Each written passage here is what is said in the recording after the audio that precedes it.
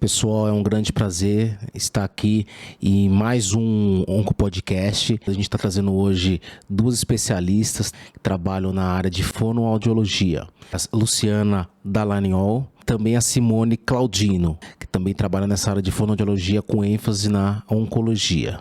Então eu queria que a Luciana, primeiramente, fale um pouquinho da sua trajetória, do que você faz atualmente. Eu tenho certeza que vai ser uma manhã muito proveitosa e de conhecimento muito rico para os nossos pacientes, para os profissionais, tá? Para estudantes, tá? E que pessoas que almejam buscar essa área que é tão importante, né, para os nossos pacientes oncológicos. Fala, Ellen, muito obrigada pelo convite. Eu recebi com uma alegria imensa e é muita satisfação poder estar aqui, fazer parte desse podcast ao lado da minha preceptora, que a Simone também me ensinou bastante. Eu tracei a minha carreira em ambiente hospitalar. Assim que eu me formei, eu fui para a Secamargo fazer a minha especialização, que atualmente é a residência multiprofissional. E de lá para cá, eu fiz meu mestrado, fiz meu doutorado e evoluí minha carreira dentro da própria instituição. Então, eu virei titular do departamento, virei preceptora. Depois, eu passei a ser líder do time dos fonoaudiólogos que atuavam na internação e pude participar muito de desenvolvimento de protocolo, implementação do protocolo, aplicação do protocolo. Pude desenvolver pesquisa, então, meu mestrado e meu doutorado foi premiado em congressos na instituição. E, em paralelo a isso, eu fui também fazendo especialização na área de voz e de comunicação não violenta. Então, por mais que eu tivesse já a minha carreira de 16 anos na Secamargo, há uns 5, 6, quase 6 anos e meio, eu já vinha atuando também na área de voz profissional, com desenvolvimento de treinamentos e consultorias em empresas e sessões de fonoterapia específica para as pessoas que buscavam o aperfeiçoamento profissional na área de voz. Que bacana. Então, você ficou no AC Camargo um tempo e hoje, atualmente, você está atuando aonde? No consultório. Atualmente, eu tenho, junto com a fonoaudióloga Daniele Sardinha, nós fundamos a empresa Arcos, que vem de arte, comunicação e saúde, que é o nosso foco de atuação. Então, a gente recebe pessoas que querem desenvolver vozes artísticas, as pessoas que necessitam de treinamento na área de comunicação, que é o CO da Arcos, e o S da Arcos é de saúde. Então, nesse S de saúde, a gente recebe ainda os pacientes oncológicos, só que nessa situação, a gente faz apenas atendimento em consultório. Então, aquele perfil de paciente pós-operatório que eu via no hospital, tem que esperar ter a alta para daí dar continuidade em atendimento de consultório. Bacana. Muito legal. Parabéns, viu? Obrigada. E agora com vocês, pessoal, a Simone também, Claudino, tem uma vasta experiência na área. Então, Simone, seja bem-vinda ao nosso podcast. E eu queria que você explicasse pra gente, né, o que você acha da área e sua trajetória também profissional.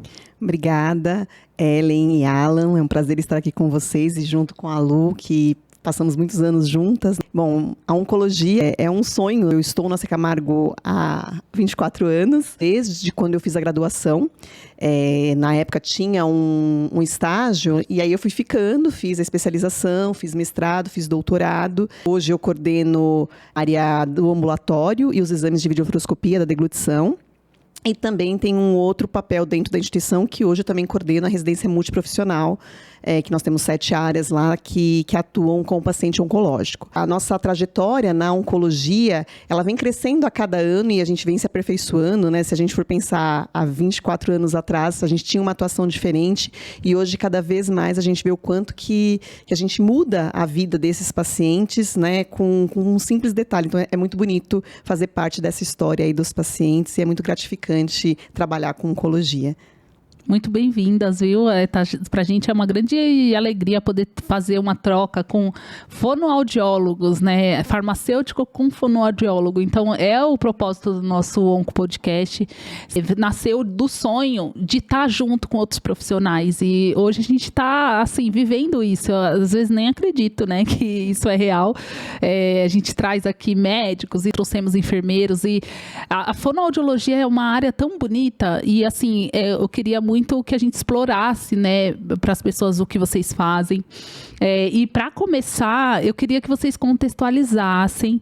Pode ser você também, Simone, ou fiquem à vontade para contar um pouco de como a fonoaudiologia ela foi se tornando uma área em oncologia necessária de se especializar.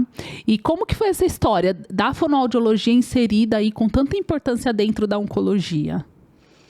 A fonoaudiologia, assim, se a gente for pensar, é uma profissão recente, né? A gente, desde 1960, começou-se a história da fonoaudiologia, mas no Brasil, na década de 80, que a gente teve o reconhecimento aqui no Brasil. É uma profissão que tem várias áreas, né, de atuação, e a fonoaudiologia na oncologia, quem trouxe pra gente foi a Elizabeth Carrara, que trouxe no Hospital AC Camargo mesmo, desde a década de 95, 97, que se começou isso. E a trajetória da fonoaudiologia e oncologia, na época, era mais com pacientes laringectomizados totais. Ela foi desenvolvida para isso, para pacientes laringectomizados totais, né? Que são aqueles pacientes que retiram toda a laringe, né? Então, a laringe ela é um órgão muito importante, que ela é responsável pela voz, pela respiração e ela tem uma função esfintérica também. Então, os pacientes, eles perdem, né, essa comunicação que a gente fala. Então, eles aprendem a falar com um outro mecanismo. Então, a fonoaudiologia na oncologia entrou com isso. E aí, ao longo das décadas, foi se vendo outras coisas que precisavam ser trabalhadas. Então, hoje em dia, a gente atua em pacientes que tiraram toda a língua, a gente atua em pacientes que estão em cuidados paliativos, que estão com uma doença já muito grave, que não vai ter uma cura, mas a gente consegue melhorar a qualidade de vida desses pacientes, melhorando a deglutição, achando um caminho para que eles engulam sem que esse alimento vá para o trajeto errado, que é o trajeto do pulmão. Então, hoje em dia, a oncologia tem ganhado uma área muito grande na fonoaudiologia, mas ainda a gente tem poucos profissionais que atuam nessa área, principalmente fora do estado, né, dos estados maiores aí. Então, isso também é uma coisa que a gente tem lutado bastante para que venham pessoas para a nossa área, porque é uma área que precisa bastante. Quando se pontua que a Beth Carrara, quem começou esse trabalho lá atrás, se a gente entrar numa sala de congresso, na Congresso Brasileiro de Cirurgia de Cabeça e Pescoço, ou uma sala de fono-oncologia no próprio Congresso de Fono, e perguntar, quantos de vocês foram alunos da doutora Beth Carrara? Mais de 90% da sala vai levantar a mão. A Beth Carrara, ela formou esses profissionais, e formando outros profissionais, e de Simone, que foi minha preceptora, nós tivemos outros profissionais sendo formados. Eu, enquanto preceptora, participei da formação de outros durante muitos anos. Então, desse jeito, a residência profissional ela vem sendo um multiplicador desse profissional. Então, na hora que a gente tem um residente que vem de outro estado, fazer a residência aqui em São Paulo, e aprende com quem é referência no Brasil, que é a equipe do AC Camargo, e esse paciente volta para a sua cidade de origem, ele está levando conhecimento e uma bagagem para poder reabilitar um paciente que foi tratado lá. Que bacana. Então, a gente melhora a qualidade de vida desses pacientes em outros centros. O que antes ficava restrito no eixo do Sudeste, começa a espalhar para o Brasil. Então, os outros pacientes conseguem ver outra perspectiva após a doença. Porque é diferente você passar pelo processo de reabilitação e não passar por um processo de reabilitação. Em termos de qualidade de vida, de integração social, de socialização com família, com colegas de trabalho. Principalmente porque a doença oncológica agora comete pessoas cada vez mais jovens. Tem pacientes com 20, 30 anos recebendo diagnóstico de câncer de boca. Essa pessoa que tem 30 anos, ela está no mercado de trabalho. Ela está muito ativa. Que ela tenha 40, ela ainda vai estar. Então, na hora que acontece um evento dessa gravidade, precisa de uma cirurgia maior, a reabilitação ela vem como fundamental no sentido de buscar as funções dessa pessoa de volta e reintegrá-lo. É muito bonito. É lindo. Puxando a sardinha para a fono-oncologia. É. Não, e é muito bom a gente trazer isso para as pessoas que estão indecisas, né? Gostam da oncologia, mas ainda não sabem o que escolher. A fono é uma área aí que está precisando de profissionais, né? Pelo que vocês estão falando. E eu queria que vocês explicassem, na área de atuação de vocês, quais os tipos de câncer que vocês mais vão atuar, né? Porque em alguns tipos de câncer não vai ser tão aplicável, né? A atuação de vocês. Então, eu queria que vocês explicassem um pouco isso pra gente. Tá. Eu entendo, Ellen, que é o seguinte, a partir do momento que existe a queixa, esse paciente, ele começou o tratamento do câncer, e na hora que recebe o diagnóstico, a primeira coisa que as pessoas, no geral, pensam é radioterapia, quimioterapia e cirurgia, que é o tratar. Só que o tratar pode evoluir para uma queixa, precisa tratar a doença e vir a sequela, o efeito colateral. Então, a partir do momento que esse paciente começa com uma dificuldade para engolir, que é a disfagia, uma alteração na voz, que é a disfonia ou dificuldade para falar, é importante a presença do fonoaudiólogo, independente de onde está a doença desse paciente. É porque na literatura já é sabido que tem alguns pacientes que têm maior risco. Então, por exemplo, um paciente que faz cirurgia na região de cabeça e pescoço, a literatura já traz que ele tem risco de aspiração, que é a entrada de alimento no pulmão, por exemplo. Então, esse paciente ele já vai ser avaliado pela equipe de fono para que a gente consiga fazer liberação de dieta por boca de forma segura, para que ele possa se alimentar sem risco ou com esse risco diminuído de fazer uma pneumonia, por exemplo. Acho que isso que a Lu falou é bem interessante, porque assim, eu que estou há mais de 20 anos na instituição, antigamente só chegava pacientes de cabeça e pescoço. E hoje em dia a gente atende pacientes que têm câncer de pâncreas. O que o câncer de pâncreas traz impacto na deglutição, na voz e na fala, né? Mas ele vai ter uma queda de estado geral, muitas vezes ele perde muito peso, né? Que é o que geralmente ele fica com uma sarcopenia, uma queda de peso muito importante. Então ele também vai afetar a musculatura que envolve a deglutição. Então hoje em dia a gente atende muitos pacientes que a gente nunca imaginou que iria atender, né? Então, cada vez mais, por isso que a área tem crescido muito e a gente tem poucos profissionais, porque a gente não consegue dar conta de tantos pacientes, né? As meninas que ficam na internação, que ficaram por muitos anos lideradas pela Luciana, elas não conseguem dar conta de todos os pacientes, porque cada dia vai chegando mais pacientes e pacientes que a gente não imaginaria que teria problemas. Então, acho que a fonoaudiologia está virando agora a gente tem que prevenir possíveis alterações. Antes a gente atuava na alteração. Hoje não, a gente tem que entrar antes de ter esse problema, antes de desenvolver uma pneumonia. Então isso que tem crescido a área e que cada vez mais a gente precisa de mais profissionais especializados nessa área. Que bacana. E aproveitando assim o gancho, né, com esses pacientes que a gente trata, os pacientes oncológicos em si, Luciana, com a sua larga experiência na reabilitação desses pacientes, né, lógico, focado a buscar, né, um manejo, uma estratégia para ele melhorar, né, essa percepção tipo da voz, né, e ter uma qualidade de vida bacana. Existe alguma estratégia ou como é que você utiliza? Vocês têm algumas ferramentas? Então eu queria que vocês agora a gente discutisse isso, né? Da reabilitação. Na sua habilitação, assim, na sua prática. A reabilitação desses pacientes, ela pode vir tanto para a função de engolir, como para a função de falar. Se a gente pensar num paralelo bem simples, talvez vocês já tenham tido uma afta na boca, que incomodou muito. Então, quando estava na presença dessa afta, ficava difícil para falar, ficava difícil para engolir e incomodava. Só que assim, a afta, você vai passar a pomada, ela vai cicatrizar, então a sua dificuldade, ela sanou. Agora, se a gente pensar em alguém que recebeu um diagnóstico de um câncer de boca, tem um tumor na boca e vai precisar de uma cirurgia. Tirou mais da metade da língua, tirou a língua inteira. E daí é muito engraçado, vou colocar aspas nessa palavra, porque eu sou casada com uma pessoa que não é profissional da saúde. E quando a gente encontrava os amigos dele, estava numa mesa, as pessoas perguntavam com o que é que você trabalha, e eu ia explicar, as pessoas me olhavam com estranheza. Mas pessoa sem língua come? Pessoa sem língua fala? Essa pessoa vai para a reabilitação. Então, existem estratégias e exercícios que vão ser direcionados, porque não significa que todos vão fazer a mesma coisa, vai fazer aquilo que é preciso para ele, então vai ser assertivo e pontual, para a gente poder direcionar a estratégia, orientá-lo, orientar o cuidador, que vai estar com ele, porque o cuidador também precisa saber o que fazer em relação à sua alimentação por boca. E em relação à sua fala, a gente vai contar, no caso desse paciente sem a língua, com a ajuda dos nossos colegas da odonto, os estomatologistas. Porque se ele não tem a língua, por exemplo, para falar lápis, o lápis, se a gente for tentar reproduzir, a língua vai encostar atrás do dente superior. Ele não tem a língua. Como que ele vai fazer? Ele vai compensar. A gente vai direcionar exercícios. Eu tenho língua, mas seria algo parecido com lápis, encostando o lábio inferior. Só que na hora que retira a língua, o espaço da boca fica maior. Para ele alcançar esse lábio lá no dente superior, a distância é muito grande. Então, aí, às vezes, o dentista rebaixa com uma prótese para que ele consiga alcançar e fazer o ponto articulatório. Então, essa pessoa ela vai se comunicar. A gente vai trabalhar a articulação dessa Tem a prótese, então, tem a possibilidade. Vou comentar assim da prótese?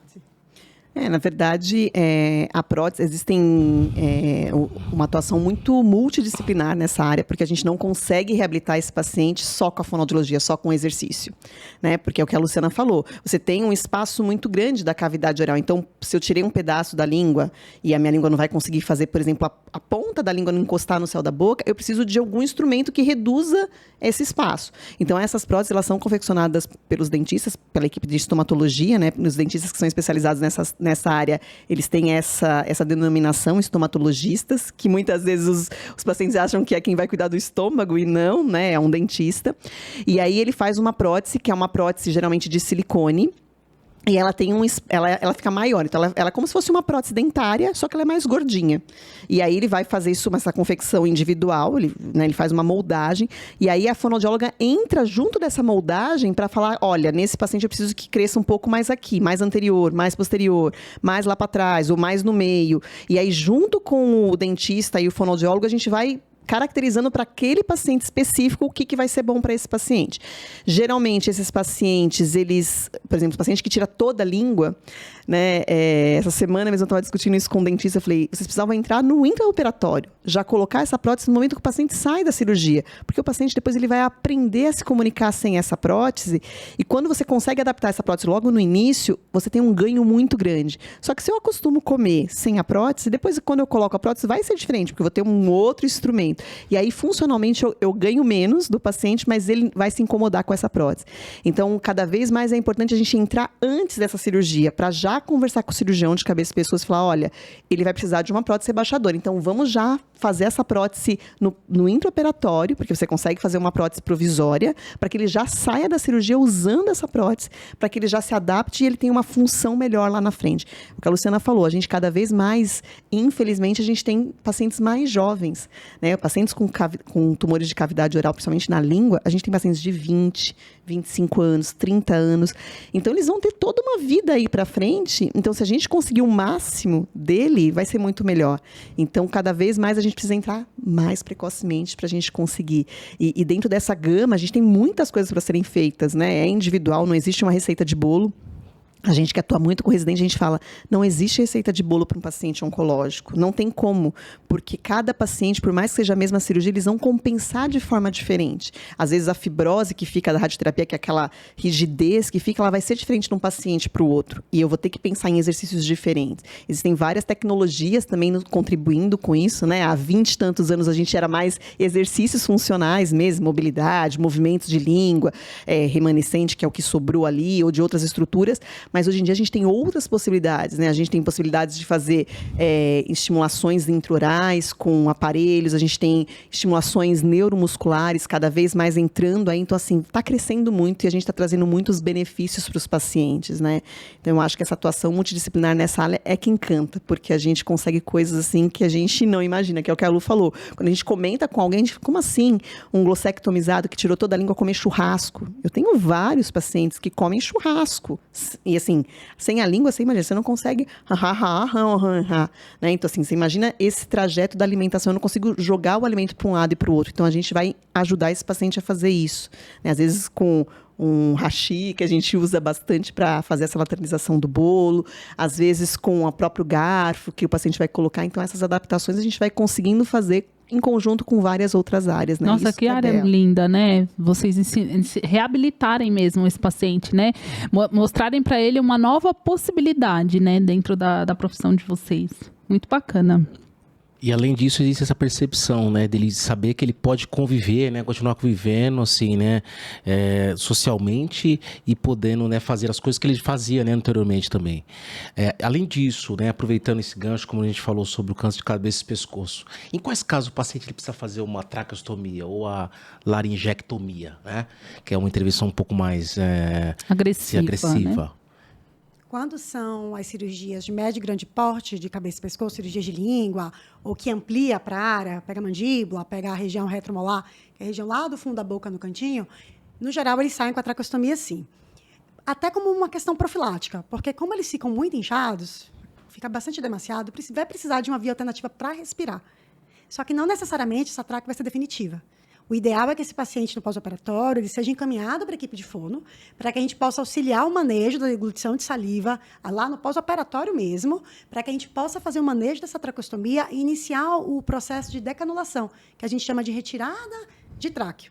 E daí, esse é o perfil do paciente que eu via nos andares.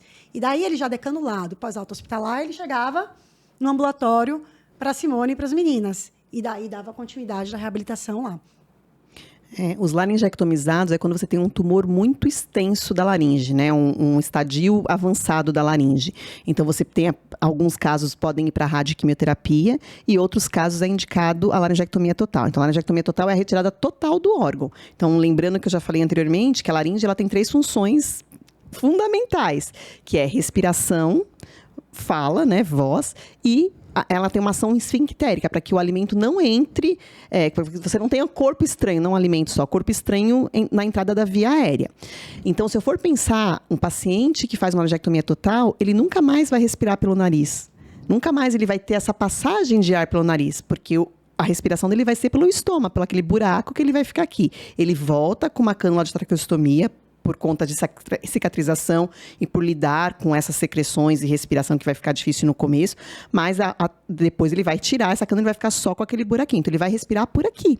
Então, a gente imagina que esse paciente ele vai ter muito mais secreção, porque ele não tem mais a filtragem desse ar, esse aquecimento desse ar. Então, é um paciente que nunca mais vai poder nadar, porque se ele nadar, ele vai broncoaspirar, porque vai entrar água por ali. Tomar banho no chuveiro, ele só vai poder tomar com a cabeça toda se ele usar uma proteção, né? Existem alguns protetores. Ele nunca mais vai falar como a gente fala, né? Como que a gente fala? Pelas pregas vocais que ficam dentro da laringe. Então, o ar vem lá do pulmão, passa pelas pregas vocais, e aí ele é modificado no trato vocal, que vem na boca. Ele não vai ter mais isso. Então, para ele voltar a se comunicar, ele vai ter que usar um tubo que não é para isso, que é o esôfago, que é um tubo que foi desenvolvido para deglutição. Então, eu vou ensinar esse paciente a voltar a se comunicar por esse tubo. E existem algumas formas para voltar. Então, esse paciente, ele perde... Qual que é a nossa identidade? É a nossa voz. Então, assim, se eu não estou bem, a minha voz vai transportar isso. Né? Se eu acabei de acordar, a pessoa vai saber. Se eu estou triste, ele perde a identidade. Então, esse paciente, é muito difícil esse retorno dele, porque ele vai perder essa identidade dele. Então, a gente vai ensinar ele a ter uma identidade nova.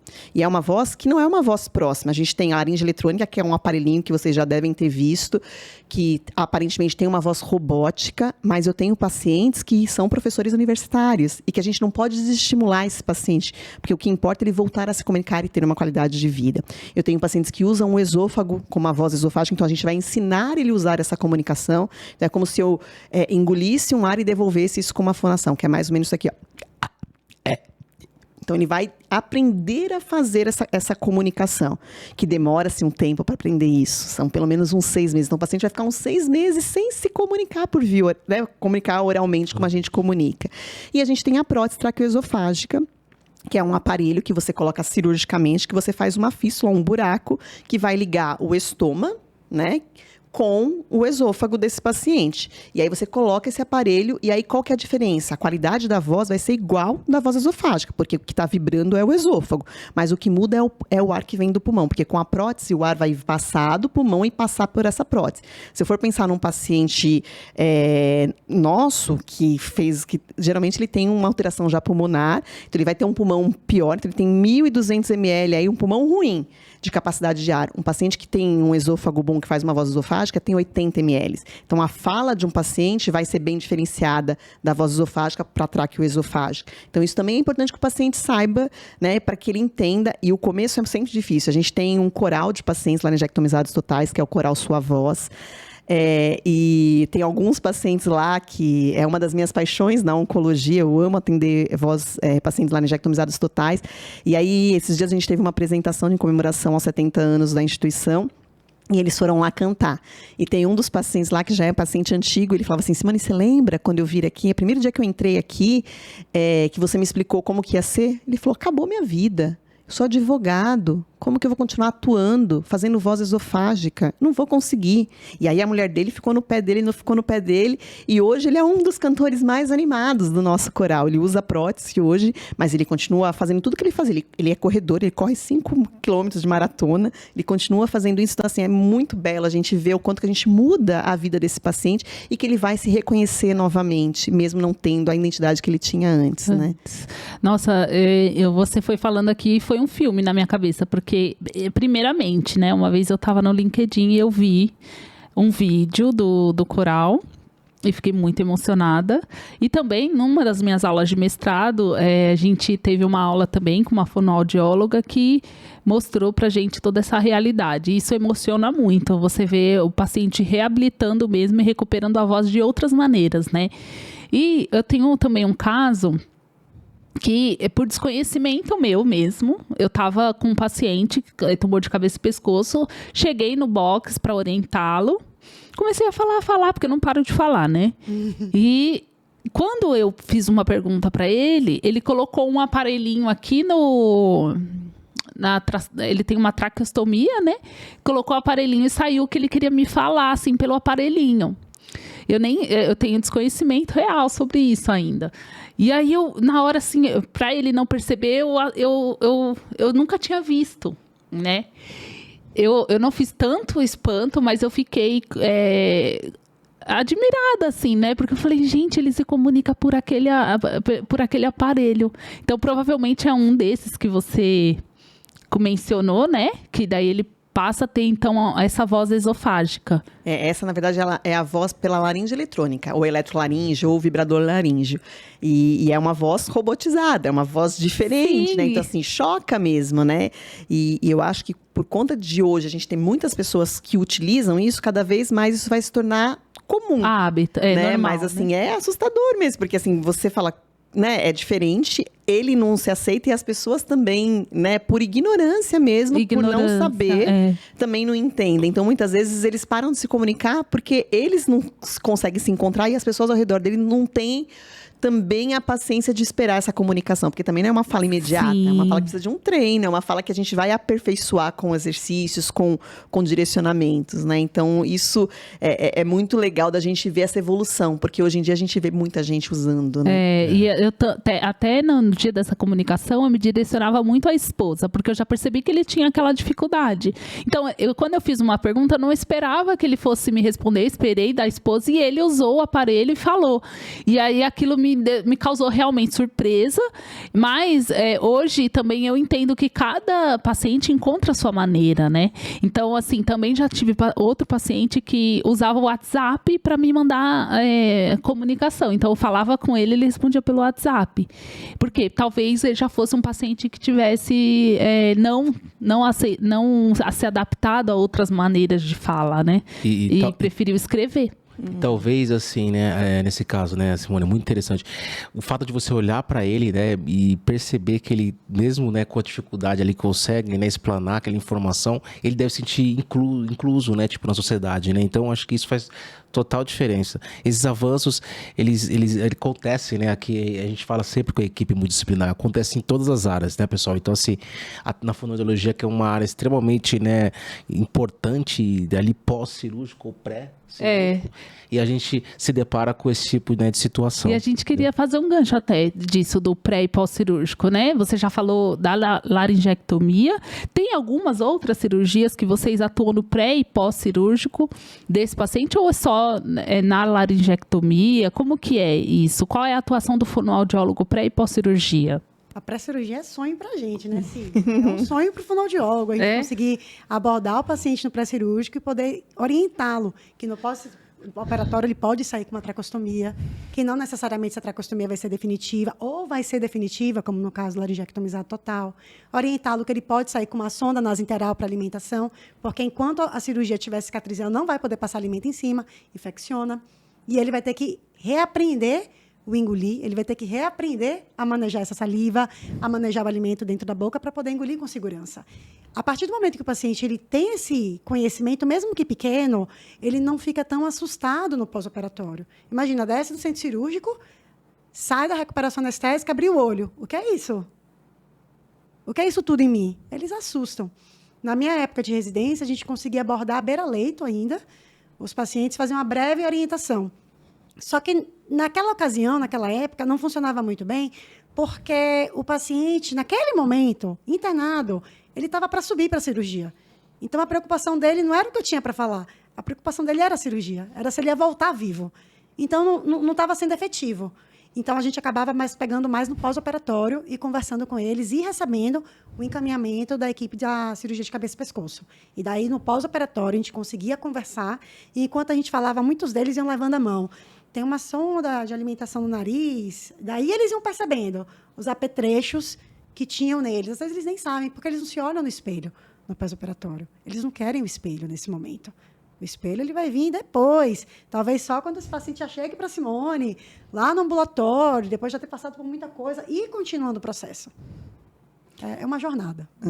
Eu acho que o que a Lu falou é muito importante, porque assim, o médico fala para ele, olha, você vai vir com uma traca, com uma sonda, mas o médico fala de uma forma diferente, uma forma curativa, né? Um profissional fala, olha, mostrar outros pacientes, mostrar que ele vai mais preparado e ele fica mais aderido à reabilitação.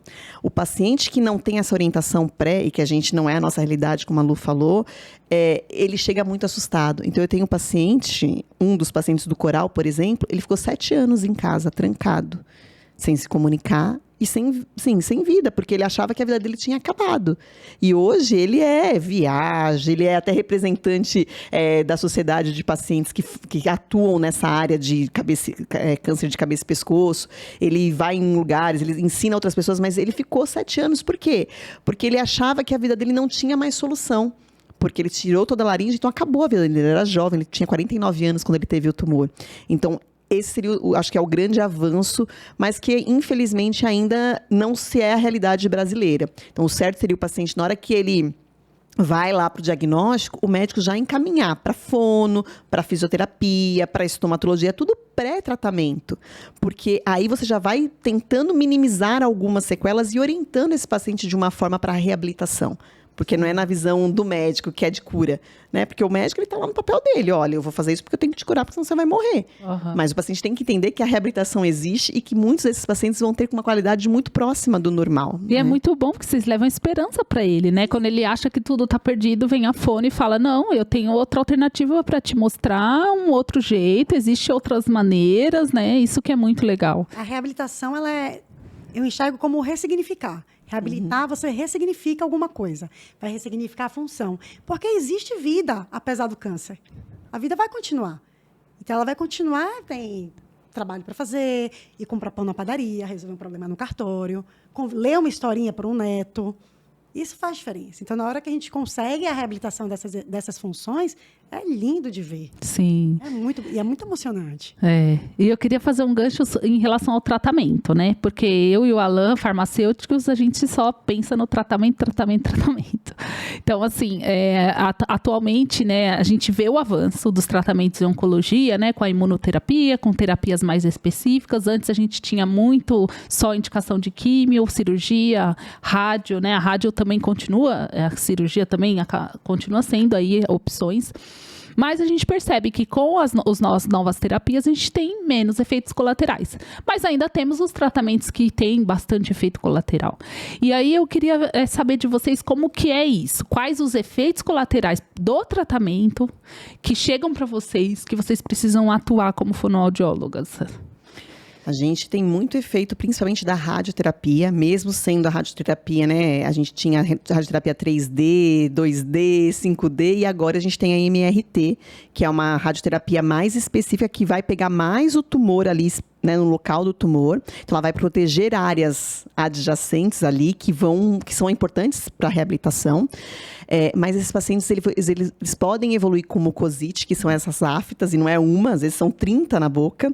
Então, eles vão ter dor para deglutir e muitas vezes a gente vai ter que testar o melhor alimento para ele comer sem ele ter risco. Porque qual que é a indicação? Usar xilocaína, por exemplo, na cavidade oral, para minimizar a dor. Só que a gente precisa avaliar se essa xilocaína não vai trazer uma alteração na sensibilidade e ele vai piorar essa disfagia, essa alteração da deglutição. Porque se eu não sinto, o alimento vai descer, ele pode broncoaspirar sem ele nem sentir. Então, isso é um efeito que traz um impacto bem grande, então a gente vai trabalhar com isso. Às vezes eles têm um edema muito grande, e aí você vai ter um impacto tanto na voz quanto na deglutição. E aí, às vezes, alimentos mais espessos é mais difícil, a gente tem que ir para alimentos mais liquidificados. Eles podem evoluir com fibrose, que é aquela rigidez né, que você pega na pele do paciente e ela tá bem dura, como se fosse essa mesa de madeira mesmo. Então, a gente, junto com a fisioterapia, vai atuar em exercícios para mobilizar essa região.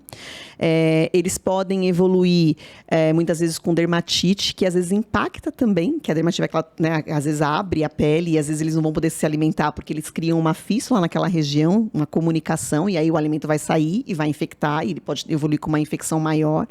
Então, a gente também atua nisso, em dizer assim, essa consistência pode, essa consistência não pode. E da quimioterapia, mesmo as terapias-alvos, geralmente o que eles têm mais é náusea, mas isso tem diminuído bastante. É difícil agora um paciente vomitar, como ele tinha, vômito mesmo. Porque os medicamentos, hoje em dia, são muito atuantes, então o médico já entra com esse medicamento de profilaxia mesmo, para que ele não chegue a ter essas alterações. E, às vezes, a gente vai acompanhá-lo, porque cada paciente acaba evoluindo com algumas vezes assim, ele não está conseguindo comer por inapetência mesmo, e aí a gente precisa trabalhar isso com a nutricionista. Então, ele pode comer todas as consistências, mas ele está inapetente, porque o sabor fica diferente, né? O tratamento, geralmente, acomete as glândulas salivares. E a glândula salivar, ela tem uma atuação muito grande no paladar. Sabor. Então, assim, você imagina comer sem sabor, né? Esses dias eu estava com um primo do meu esposo que está tratando de um linfoma na região da cabeça e pescoço, né? E aí ele falou assim, nossa, tudo que eu como tem gosto de sapato. E assim, um cara novo, de 35 anos, ele assim... Tá horrível comer, então assim... Não tá tendo mais prazer, né? Então come por comer. Então, a nossa atuação também é nisso. Não é só na alteração da deglutição, mas o quanto que eu posso beneficiar. Então, qual o alimento que eu posso trazer para esse paciente que ele goste, que vai ter um efeito nutricional, que ele vai conseguir manter via oral exclusiva. Então, muitas vezes, esse paciente ele tem que pôr uma via alternativa, não porque ele tem uma disfagia, mas porque ele não consegue comer a quantidade necessária. E aí vem esse trabalho em conjunto com a Nutri. Então, o quanto que é lindo, né? Nossa, gente. Sabe o que é interessante também? Porque, assim, comentou a questão do paciente com fibrose pós-rádio, e, por vezes, essa fibrose, ela parece tardia. Então, é um paciente que ele reabilitou, que ele não está mais passando em fonoterapia, ele ficou bem. Passaram-se 5 anos, ele volta com queixa. Aí, a gente vai ter o efeito tardio da radioterapia e, se considerando se ele for um idoso, o fator do envelhecimento junto. Então, não para aqui. Esse paciente ele vai envelhecer. Então, pode ser que ele volte. Então, aí novas orientações vão ser feitas e novo propósito de planejamento terapêutico para ele também, para entrar novamente na reabilitação. É bonito. É o que a Lu falou, pacientes, até interessante isso que a Lu falou, porque eu acho que é uma coisa também nova na fonoaudiologia. Antigamente, a gente só acompanhava os pacientes quando eles tinham alteração. Hoje a gente já sabe que o paciente que faz radioterapia, ele não vai ter alta da fonoaudiologia. Ele vai ser acompanhado pelo resto da vida. Não que ele vai vir na fono toda semana, mas ele vai vir pelo menos uma vez ao ano, porque a gente já sabe que ele pode ter esse envelhecimento e a gente já sabe que ele pode ter efeitos tardios que vão impactar na deglutição e podem... Eu tenho pacientes que voltam depois de 20 anos com uma pneumonia aspirativa, com alimento que entrou lá no pulmão por conta desse envelhecimento e dessa fibrose. Ah, entendi. A cada dia mais a gente vê que a equipe multi, né, ela tá interligada, né, ela se conecta a todo momento, né, Simone e Luciana? Como você falou, a nutricionista, né, o médico ali que tá fazendo intervenção na cirurgia, entendeu? O odontologista também, né, nesses casos, desses pacientes são específicos. Então isso é muito interessante. Eu queria agora mudar para um outro assunto, mas também muito importante, que a Luciana, quando ela se apresentou, né, pessoal, ela tem uma grande experiência na área da oncologia, da fonoaudiologia, trabalhava em um grande centro, né, de referência, que é o AC Camargo Cancer Center, porém, por algum motivo, né, ela quis se desafiar e ela, hoje, né, ela trabalha com consultoria, não é isso que você acabou de mencionar. Então, eu queria saber como é que foi essa transição, né, o que você levou, né, da sua experiência, né, essa experiência vasta que você teve para essa atualidade hoje que você tem. Entendeu? Então, eu queria que você falasse um pouco assim, né, dos desafios. O curso da vida a gente não controla, né? Então, a minha vida ela foi direcionada e já não estava mais encaixando. Eu já não estava mais conseguindo fazer do jeito que eu considerava que era bem feito, por exemplo. Então, ao mesmo tempo, não foi uma coisa filosófica. Vou abandonar o AC Camargo e vou empreender. Não é assim também. Eu já estava há 16 anos no AC Camargo, só que há 6 anos eu já estava desenvolvendo outro tipo de trabalho. Então, a mudança ela já vinha acontecendo. Durante esses 6 anos, eu já tinha dado consultoria, eu já tinha dado treinamento, eu fiz uma especialização na área de voz, fiz uma formação na área de comunicação não violenta. E nesse tempo todo de casa que eu tive na instituição, médicos confiaram em mim. Eu entreguei resultado. Então, eu sair de lá não me impediu que eu continuasse recebendo encaminhamentos de profissionais diversos, porque eles confiam em mim. Eles me conhecem há muito tempo, eles viram que eu me formei lá. Né? E tem uma citação que eu gosto muito de uma poeta pós-moderna, que diz mais ou menos o seguinte: tudo que eu quiser, eu vou tentar melhor do que eu já fiz, e seja o meu destino onde estiver, eu vou buscar a sorte e ser feliz. Tudo que eu quiser, o cara lá de cima vai me dar toda a coragem que eu quiser, e não me falte forças para lutar. E é exatamente isso. A gente precisa acreditar, precisa ter coragem, no sentido do radical da palavra, coragem vem de coração, que é fazer com paixão. Precisa ter bravura, porque se eu parar no primeiro não que eu escutar, gente, aí eu vou à falência. Se eu parar no primeiro não, eu não faço nada. Porque não é o que a gente mais escuta nessa vida. Bravura, isso aí. E hoje, eu olho para Arcos e eu enxergo aqui é a minha nova casa. É aqui que eu tenho que fazer crescer. E é bonito de fazer, porque as pessoas procuram porque já sabem do conhecimento prévio. Eu não sou alguém que, apareci. Eu sou alguém que aprendeu a raciocinar, e isso é lindo. Isso é desenvolvido, eu desenvolvi isso na residência com as minhas preceptoras. A gente aprende a raciocinar com base na fisiopatologia. Então, eu não estou inventando técnica. Eu estou utilizando o que a ciência descreve e que eu sei a queixa do paciente, eu sei o que ele tem e vou aplicar aquilo que é cabível. E assim a gente cresce. E num outro cenário também, né? Porque o paciente de instituição, ele tem todo um aporte, né? Ali ele vem de uma operadora, ou ele vem indicado pelo SUS, enfim. Ele tem um aporte ali. Agora, no caso da consultoria, né, é uma necessidade que vem de alguma outra indicação também, mas é um outro cenário totalmente diferente, né? É algo que eu vou muito mais em loco. Então, a pessoa que contrata a consultoria, recentemente eu finalizei uma que era de implementação de serviço de fono. Então, a pessoa que me contratou, eu tinha que estar em loco para conhecer a instituição.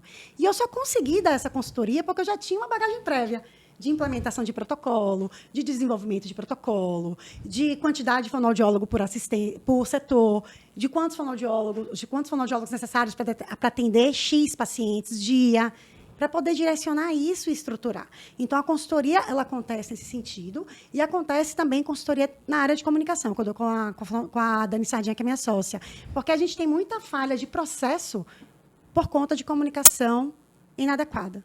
As pessoas precisam falar o óbvio precisa ser dito. Eu não sei o que está se passando na sua cabeça agora.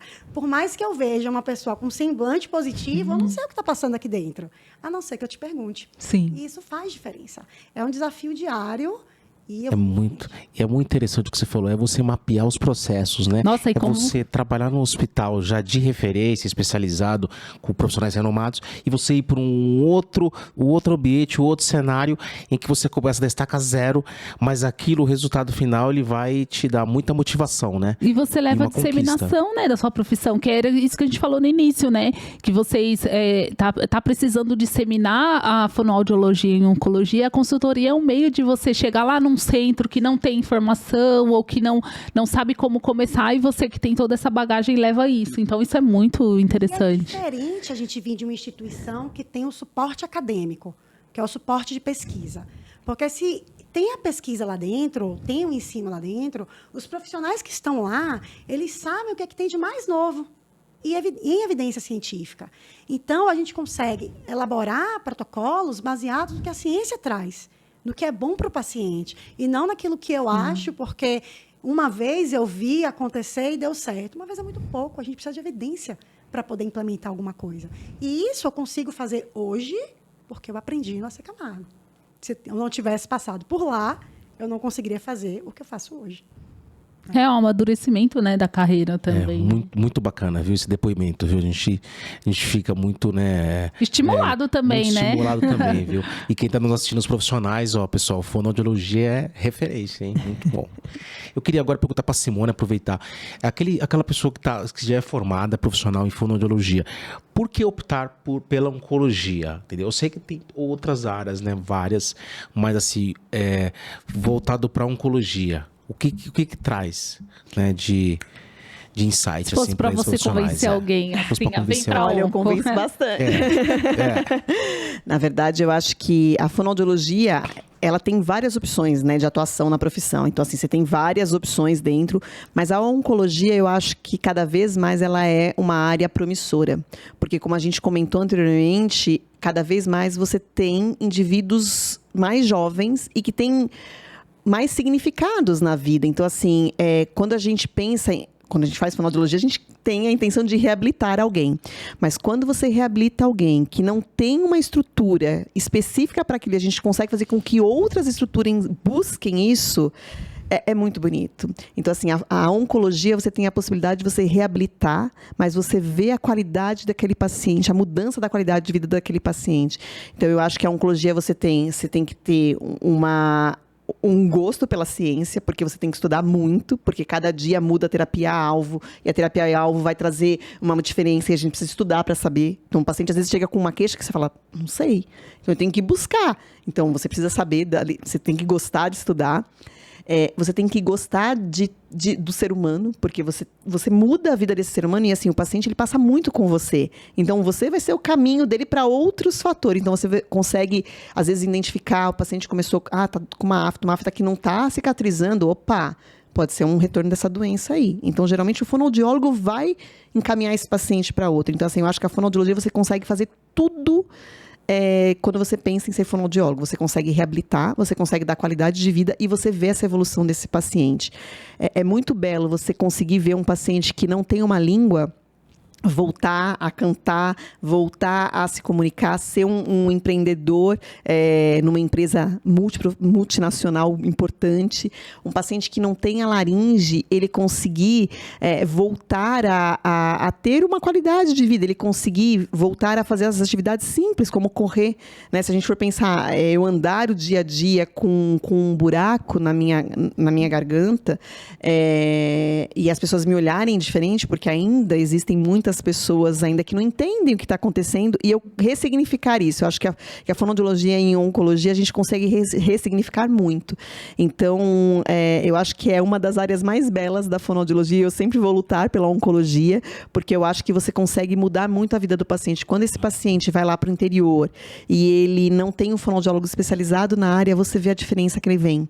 Ele vem com uma diferença muito grande, né? Eu acho que a pandemia ela teve muitas coisas ruins, mas ela teve coisas boas, que foi trazer a telemedicina para a área da fonoaudiologia. Hoje eu consigo atender o paciente lá do Acre, que não tem um fonoaudiólogo especialista na área, então eu consigo mudar, ressignificar essa vida.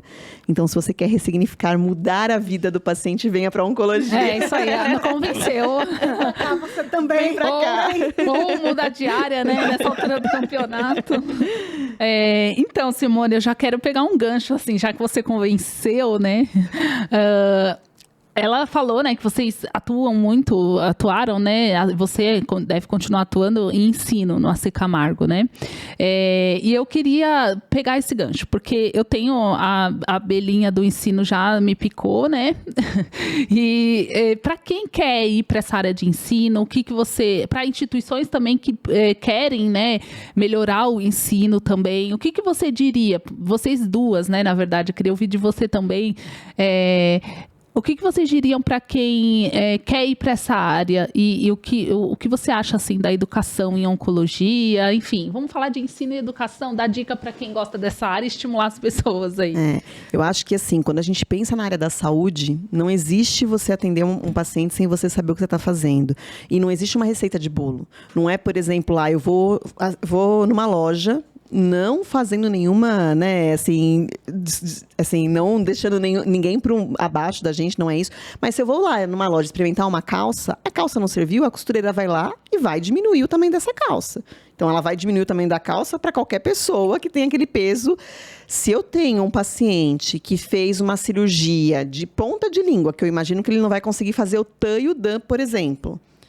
E aí eu imagino que, eu faço lá, como a Lu falou, com o lábio. Mas às vezes o lábio dele tá com fibrose, não vai ficar igual. Então, assim, eu vou ter que mudar alguma coisa, ou porque ele fez uma quimioterapia e deu um efeito, ele ficou com mais alteração de paladar, ele ficou com mais inapetência. Eu preciso entender o porquê que ele ficou. Então, assim, não existe saúde sem ciência, na minha visão, não existe. Eu não tenho como atender um paciente sem eu saber o que tem na literatura, porque eu impeço de dar o que tem de novo. Então, se eu for pensar 20 anos atrás, para alteração de paladar, né, que eu tenho muito paciente que fica com redução de saliva, né? Antigamente, o que eu fazia? Usava saliva artificial. Hoje em dia, existem 1000 medicamentos que modificam isso. Então, assim, se eu não sei que esse medicamento, eu não vou indicar para esse paciente, eu não vou encaminhar ele para o estomatologista para dar esse medicamento para esse paciente. Então, assim, olha como mudo a vida desse paciente, porque uma coisa que eu não sei. Então, quando a gente vê muitos pacientes que, infelizmente, né, tem muitos convênios ainda que não cobrem a fonoaudiologia, que acham que a fonoaudiologia é estética, né? Um paciente que tirou a laringe, é estética ele fazer fono. Né? Então, assim, não tem cobertura. Então, o paciente não vai ter dinheiro, muitas vezes ele não vai para uma fono especializada, ele vai para uma fono de home care. Fonoaudiólogo de home care paga, infelizmente, muito pouco. Então, são fonoaudiólogos recém-formados, que não vão ter a experiência.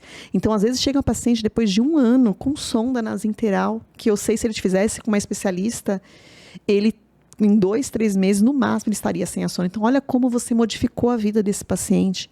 Ou um paciente que vai a óbito porque ele broncoaspirou, porque foi alimento para o pulmão, porque ele foi atendido por alguém que não sabia atendê-lo. Então, isso é muito triste. Então, assim, não adianta, não dá para pensar em fonoaudiologia sem você ter ciência. Em oncologia, não tem como. Então, assim, eu acho que quando você escolhe essa área, a primeira coisa é a gente se especializar. Então, buscar um aprimoramento, uma especialização. Existem cursos pequenos? Tem, mas um curso pequeno ele não vai ser hábil para você poder atuar, porque é muito específico, é muita diferença. Eu estou nessa área há 25 anos e mesmo assim, existem às vezes pacientes que eu falo, meu Deus, o que eu vou fazer com esse paciente?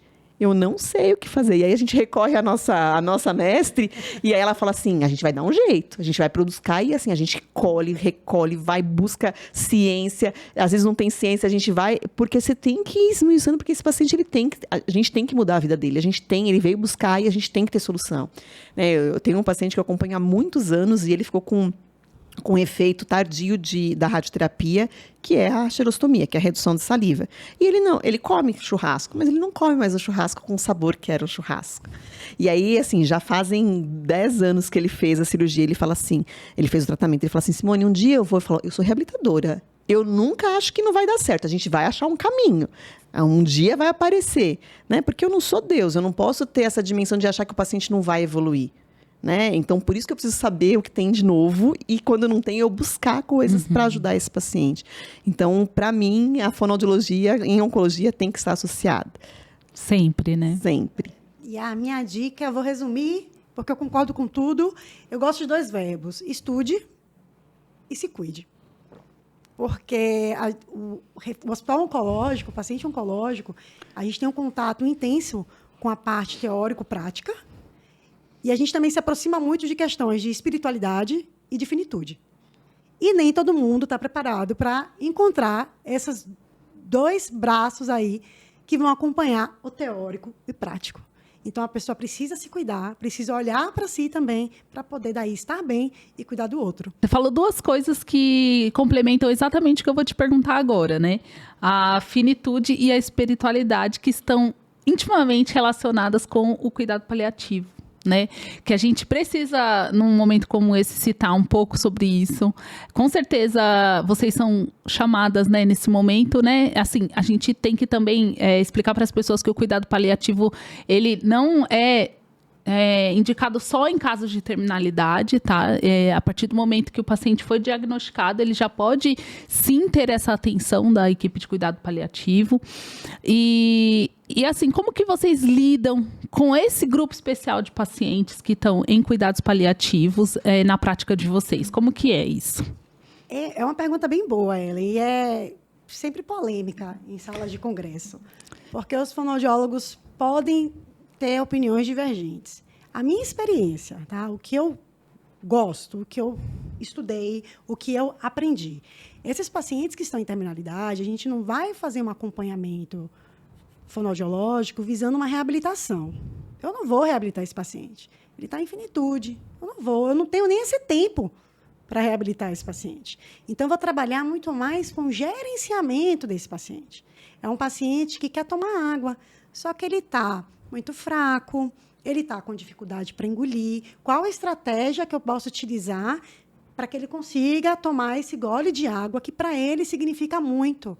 Ou, às vezes, ele quer um bolo, porque tem memória afetiva do bolo que a avó fazia quando ele morava não sei aonde. Então, essas coisas elas precisam ser resgatadas e valorizadas, porque é o que é importante para ele. Nesse momento, não é o que é o 100% seguro, é o que é importante. Então, dentro do que é importante para ele, eu vou trabalhar com a segurança. Então, se ele quer tomar esse gole de água, mas não dá para ele dar um golão, será que se a gente usar uma colher de café para oferecer essa água para ele, será que funciona? Será que se a gente pegar essa água e pingar uma gotinha de limão para torná-la saborizada, ele ter maior percepção da presença da água na boca, será que não funciona? Será que se for uma água com gás, será que funciona? Será que é palatável para ele também? Será que ele quer? E daí trazer o cuidador para perto da gente. Olha, se ele pedir, vamos fazer o seguinte, tem que levantar a cabeceira dele, nessa altura tá boa, e mostrar, porque não é óbvio. O alimentar para a sociedade, para o brasileiro que se encontra em happy hour, comer é importante, o alimentar é conforto. Então, se esse paciente não está comendo, além de termos um paciente que não está comendo, tem um cuidador em sofrimento. E, às vezes, esse cuidador é a esposa, é um filho, é alguém que já está sofrendo pela perda e por não poder ofertar aquilo que o doente que é importante, né? Para ele.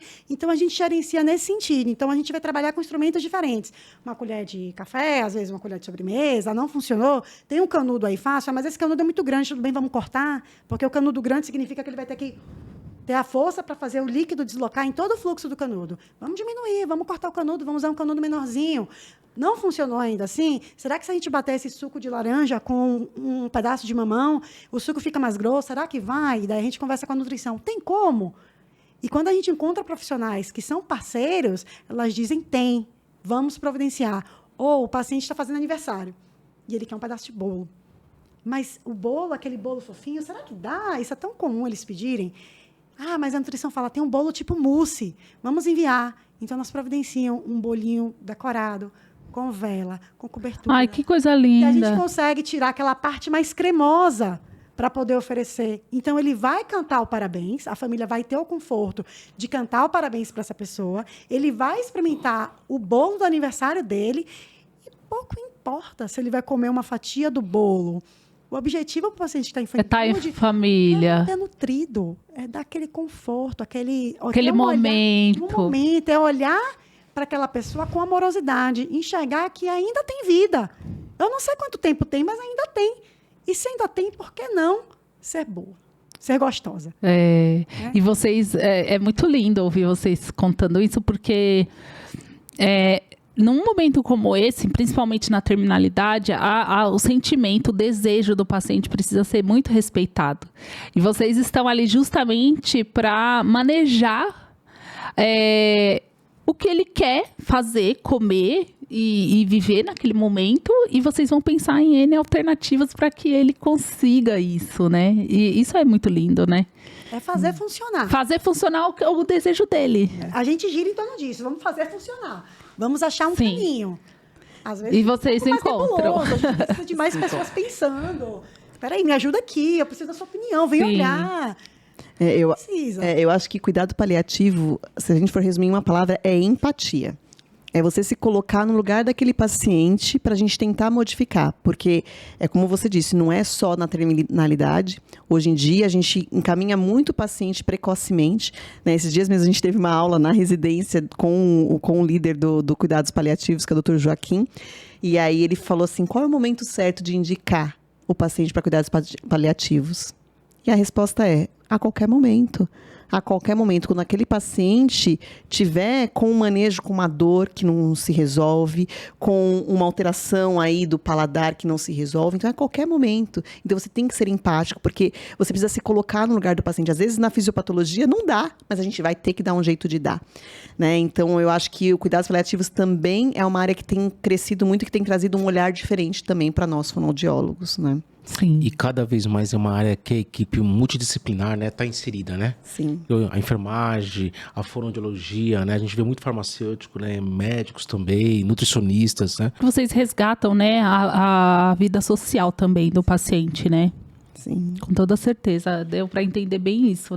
Teve algum momento que marcou, né, Luciana, na sua experiência, assim, uma coisa que fez a diferença, que fez você reinventar, né, por exemplo, a maneira de viver do paciente e tal, em que você teve empatia, na verdade, como a Simone acabou de falar. Deve ter vários, né? vários 24 momentos, anos, sei. mais 16, soma Mas aí, eu acho que deve ter 40 tido algum anos desses de... momentos que você falou assim, nossa, ou foi no momento que você iniciou sua trajetória profissional, né? Às vezes a gente se forma, a gente fala, nossa, aconteceu isso, olha que coisa bacana, né?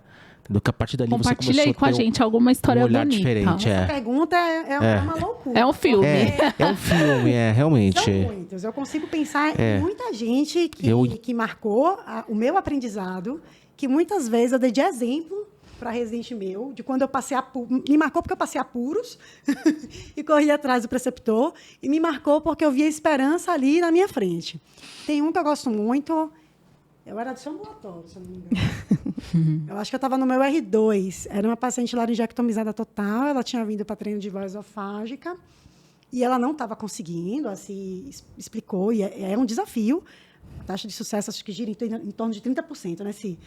É um desafio adquirir essa voz esofágica. E ela estava quase desistindo. E eu pedi para ela mais uma chance. E pedi para ela para trazer a música que ela quisesse. E daí, na época, estava passando uma novela. Ela trouxe uma música do Almi Sater. Eu não lembro o nome da música, mas é aquela... Ando devagar porque eu já tive pressa e leva esse sorriso porque eu já chorei demais. Ela começou e a voz saiu. E daí eu olhei para ela e fotografei na minha mente, né? Porque parecia que ela estava se enchendo de vida na minha frente. E foi lindo. Resgatou ali. E toda vez que eu escuto a música, Você lembra dela? eu me emociono. É demais. Que lindo. Sim, você vai conseguir contar a sua história depois verdade, dessa? Porque eu também me emocionei aqui. Mas gente. Eu acho que nesse longo desses anos a gente teve muitos momentos de alegria, quando a gente consegue, né, evoluir com o paciente, mas a gente perde muito o paciente, né? E eu acho que teve um momento muito difícil que fez eu ressignificar muito a minha vida profissional e pessoal. Foi quando o filho da nossa líder faleceu no hospital por conta de um tumor cerebral, e a gente teve que atuar nesse paciente, né? Que era uma criança que eu conheço, ele morreu com 21 anos, e eu conheci ele desde quando ele estava na barriga da mãe dele, né? E eu lembro que era um desafio, porque assim, a gente tinha a Beth, que era a nossa referência, mas ela estava ali como mãe. E tudo que não podia, ela queria, né? Então, assim, a gente ficava o tempo todo tentando achar caminhos para fazer com que ele tivesse um pouco de qualidade de vida, porque a gente sabia que não tinha mais o que fazer. Mas ela não aceitava isso, então a gente tinha que lidar com essa ansiedade que a gente lida diariamente, mas quando tá com a gente, né? Eu tô com a Beth há 25 anos, então a gente tem uma relação não só profissional, mas pessoal também, né? E o filho dela era como se fosse, né, o meu parente, eu vejo ela. Então, assim, nesse momento eu tive que pensar na fonoaudiologia como né, uma fonoaudióloga ali pensando, raciocinando como fonoaudióloga, mas eu precisava também entender o papel dela como mãe. Então, a gente teve muito atritos entre a gente do que a gente ia fazer, né? E do momento que a gente viu que não tinha mais o que fazer e ela queria continuar tentando, a gente falava, não dá mais, né? E a gente sabia que não tinha mais o que fazer, mas a gente estava ali. Então, isso me fez repensar e me colocar em muitos casos, né, que às vezes eu falo, olha, não dá mais, hoje eu vou até o fim, mesmo não dando, mesmo não tendo a possibilidade, às vezes o paciente está com uma fístula imensa lá, fala, por que esse paciente está aí no seu ambulatório, está fazendo o quê para ele?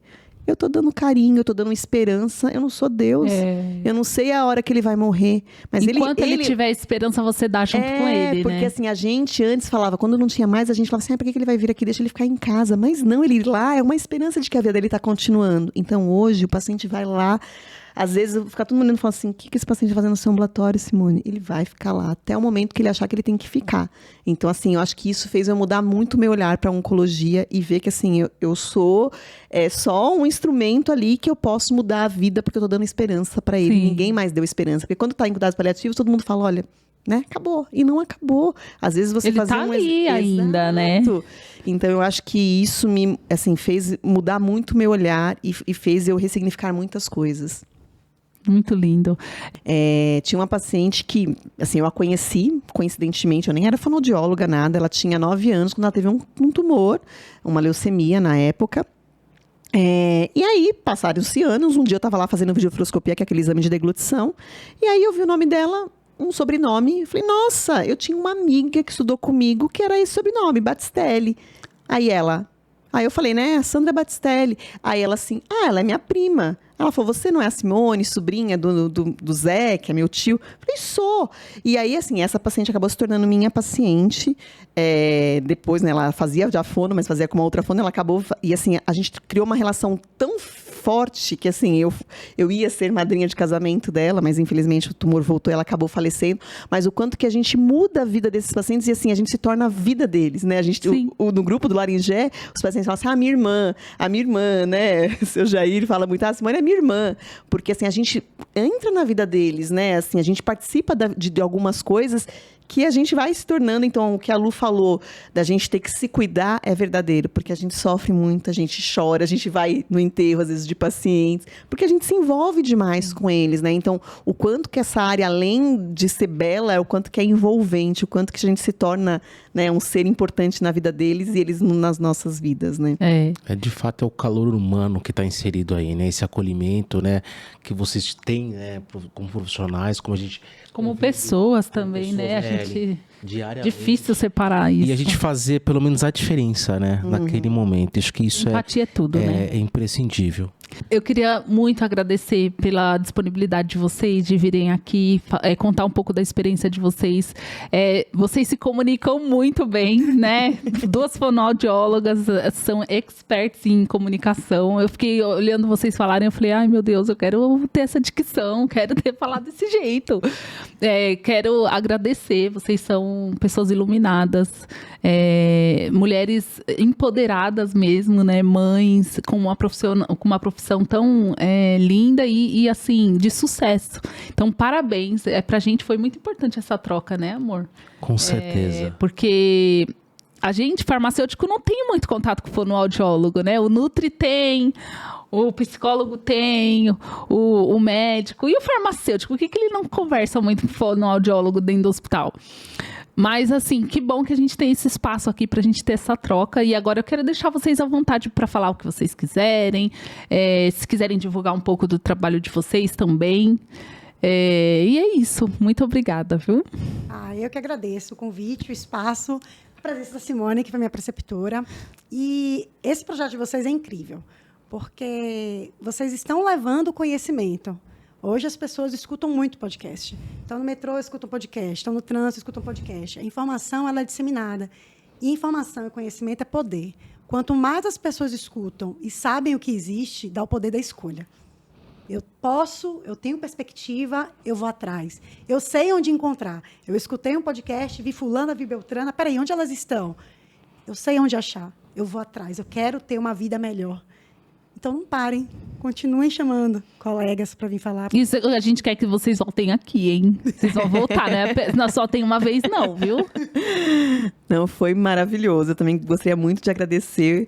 Confesso que quando fala o convite que a Lu falou, vem, eu falei, ai, Lu, eu sou um pouco tímida para essas coisas. Não, maravilhosa. Mas, assim, foi maravilhoso. E eu acho que o que a Lu disse, assim, não parem nunca mesmo, porque, assim, a gente vê o quanto que tem informações inadequadas, né? Então, quando a gente tem um trabalho bonito e um trabalho sério com informações adequadas, isso muda a vida do paciente, né? Muda o como o paciente vai se ver. Então, assim, acho que a forma que vocês fazem nessa conversa deliciosa que foi, pode convidar que a gente venha, a gente gosta de falar bastante.